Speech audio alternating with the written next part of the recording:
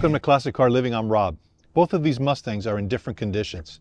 I'm going to show you the #1 thing you need to look out for when you're buying a classic car.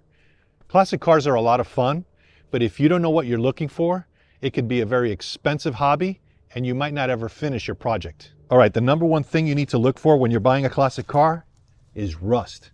Rust is the worst. It can be a cancer. I have some bubbles here at the bottom of my door. It's bad, but I can deal with it. It's not a deal breaker. The deal breaker is going to be rust on the structure of the body, frame rails.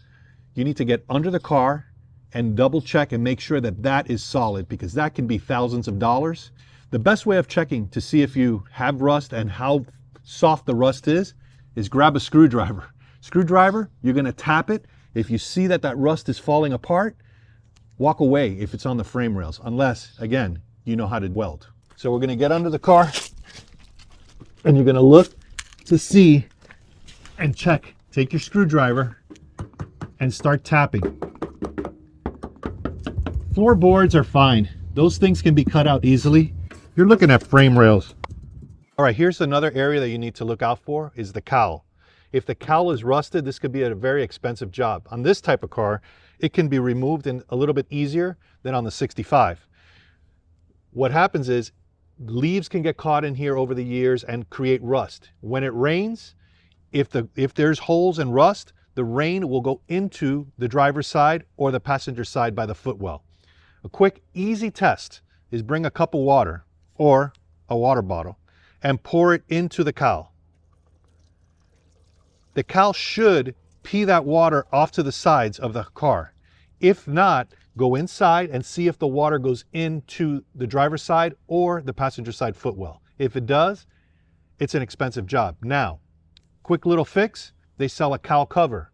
You can put it on, cover it, so on a day that it's going to rain, you can cover it. Now, no airflow is going to go into the driver's side or the passenger side cab, but at least you can protect it from getting any rain into the cab. One rust I suggest you avoid is the rust that's under the window.